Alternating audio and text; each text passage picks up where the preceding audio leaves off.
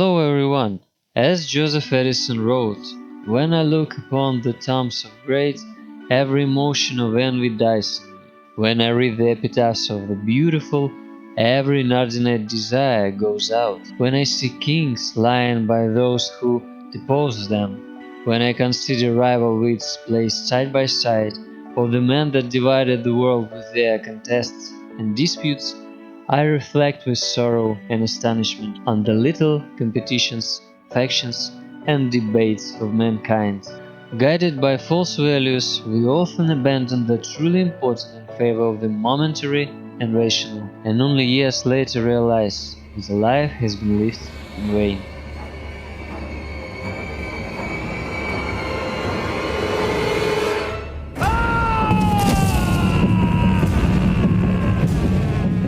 So what do people remember with warmth and regret at the end of their journey? Our lives can be very different, but everyone is dealing with change, choice, and principles. And if we make choices based on false principles, the consequence will be changes that will not bring us happiness. That is why it is important to be able to turn inward in order to understand yourself and your place in this world. And in this journey of self-knowledge, we will be helped by Baroni Ware. Australian nurse Baroni Ware has been caring for hopeless patients for many years. Her patients were those from hospices going home to spend the last days of their lives. They share their special period of life with Baroni, the last 3 to 12 weeks. Bonnie noted that all her patients successively went through denial, anger, remorse, more denial, and eventually acceptance. And all of them, just before the end, found peace. When she asked them what they regretted and what they would have done differently, they all agreed in their answers. Live your life. I wish I had the courage to live the way I want to live, not the way others expect me to live. It was the most common regret. When people realized that they had little time left and honestly looked back on their lives, they noticed with bitter regret how much of what they wanted to do they never did. Most realized they hadn't tasted half of what they wanted. But the most bitter thing for them was that everything turned out the way it did just because they had made such a choice in their time. Destroy it! It is very important to try to make the most of what you really want, and it is important to do this while you have strength and health. Health gives the freedom, and you usually know that when it's too late. Work too hard.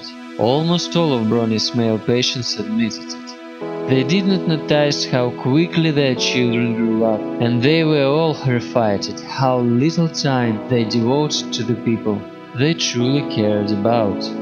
After all, if you exclude what you do not need and approach the choice more consciously, it will lead to the emergence of free time and space in your life, which will open up new opportunities for what is really important to you.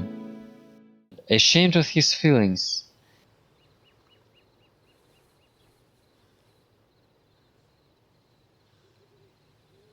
See, that'll never happen. many admitted that they were embarrassed to express their feelings, so as not to stand out and attract criticism. And the suppression of emotions was often accompanied by bitterness and regret, which in turn led to psychological problems. As a result, these people suffered health problems and came to terms with a life in which they were only a shadow of what they wanted and could have become. After all, inside we understand that we should not be afraid of what other people will think of us.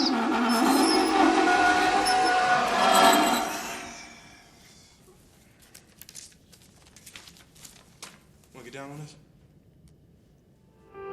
If you think about it, most people do not think about us at all. They are busy thinking about themselves. And if we express our emotions, then, on the contrary, relations with people will become more complete, honest, will bring them to a new level. Forgot friends. Also, the patients were very sorry that they lost their relationship with friends. They were so fixated on themselves and their artificial worries that they did not devote time to their friends, depriving themselves of their company and pleasure from communication. All as one admitted that they were chasing material prosperity and security which they never achieved, and yet they did not devote the required time and effort to build strong and happy relationships with friends. As a result, they fell longing for friends who remained in the memory.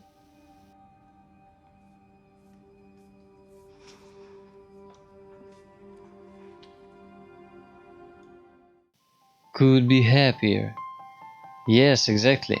Almost everyone admitted it. It was only when they found out they had very little left that they realized they could have been happier all their lives. It was simply a matter of their choice. It's hard down there at the bottom.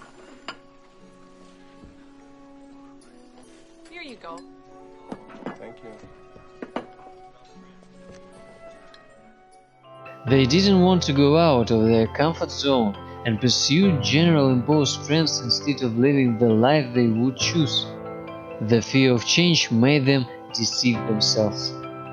But they realized that they could not be afraid of what others would think of them, that they could always worry about nothing and live happily with what they had. The greatest battles of our lives take place in the silent halls of our souls. When we waste ourselves, we forget that the second hand is moving in the same direction. We try to change what cannot be changed and ignore where we are able to make revolutions in the souls and minds of our relatives, friends, and our own. 10,000 people made choices that didn't cost them much effort, but that were important to the dying Delaney Brown. These people came under her windows and sang to her Christmas songs. They might not go, but they choose to come and share their warmth with little Delaney. After the death of Steve Jobs, his confession was published, in which he told what he realized during his bright life. I reached the pinnacle of success in the business world. In others' eyes, my life is an epitome of success. However, aside from work, I have little joy. In the end, wealth is only a fact of life that I am accustomed to. At this moment, lying on the sickbed and recalling my whole life, I realize that all the recognition and wealth that I took so much pride in have felt and become meaningless in the face of impending death. In the darkness I look at the green lights from the life-supporting machines and hear the humming mechanical sounds. I can feel the breath of God of Death drawing closer.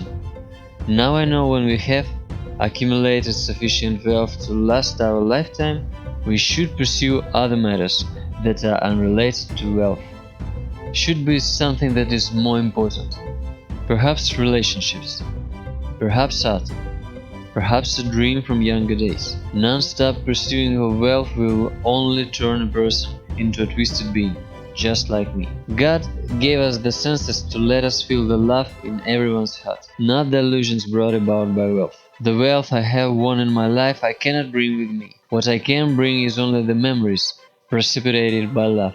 Thus the true riches which will follow you, accompanying you, giving you strength and light to go on. Love can travel 1,000 miles. Life has no limit. Go where you want to go. Reach the height you want to reach. It is all in your heart and in your hands. You can employ someone to drive the car for you, make money for you, but you cannot have someone to bear the sickness for you. Material things lost can be found, but there is one thing that can never be found when it is lost: life. Whichever stage in life we are at right now, with time we will face the day when the curtain comes down. Treasure love for your family, love for your spouse, love for your friends. Treat yourself well, cherish others. Everyone lives different lives. Everyone has their own passions and desires, values and outlook on the world. But there are things that are important to everyone that unite us all and make this world a better place. It is love, friendship, devotion to one's ideals, and kindness towards others and the world around.